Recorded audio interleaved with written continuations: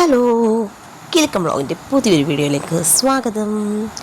ഈ വണ്ടിയിൽ ഇത് എങ്ങോട്ടാണെന്നായിരിക്കും അല്ലേ? ഞാൻ കായംകുളം വരെ ഒന്ന് പോവാം. കാര്യമൊക്കെ വഴിയേ പറയാം.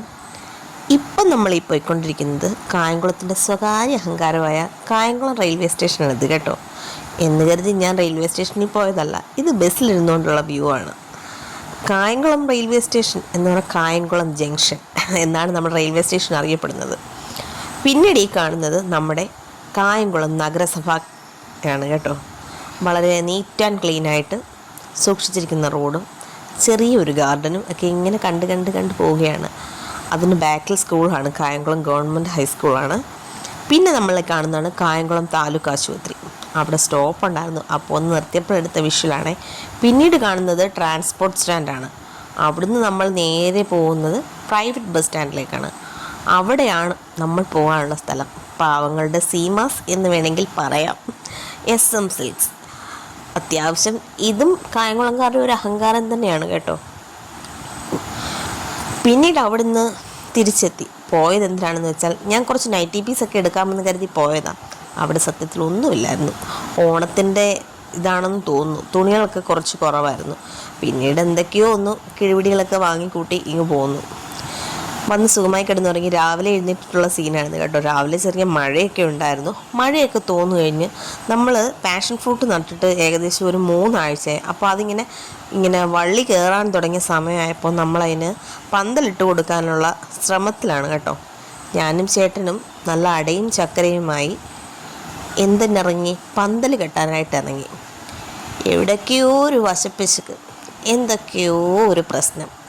എങ്കിലും ഞങ്ങൾ തളർന്നില്ല. കെട്ടാനിങ്ങനെ നോക്കി അവസാനം അത് നല്ലൊരു വഴക്കിലങ്ങ് കലാശിച്ചു. വഴക്കൊന്നുമില്ല, ചെറിയൊരു സൗന്ദര്യപ്പണക്കത്തിൽ ഞാൻ ഇട്ടിട്ടങ്ങ് പോവുകയും ചെയ്തു. നിങ്ങളിത് കാണുന്ന നേരത്ത് ഞാൻ പറയട്ടെ, ഞാൻ കഴിഞ്ഞ ദിവസം വീട്ടിൽ പോയി എന്ന് പറഞ്ഞില്ലേ, എനിക്കൊരുപാട് സന്തോഷം തോന്നി കേട്ടോ.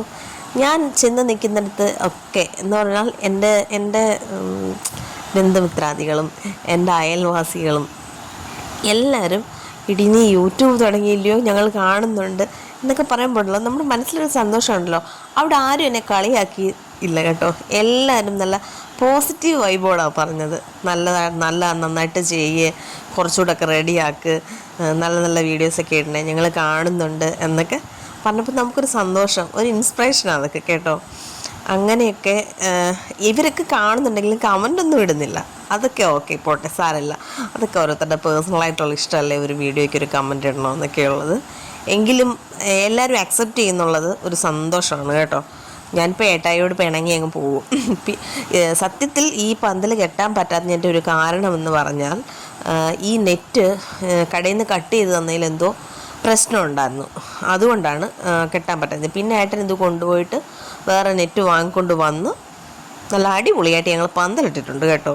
അപ്പോൾ പിന്നെ അതുപോലെ എല്ലാവർക്കും വീഡിയോ ഇഷ്ടമായെങ്കിൽ ലൈക്ക് ചെയ്യാനും ഷെയർ ചെയ്യാനും സബ്സ്ക്രൈബ് ചെയ്യാനും മറന്നുപോലെ തൊട്ടടുത്തുള്ള ബെൽ ബട്ടൺ കൂടെ ഒന്ന് എനേബിൾ ചെയ്തേക്കണേ. അപ്പോൾ ഓക്കെ, ബൈ.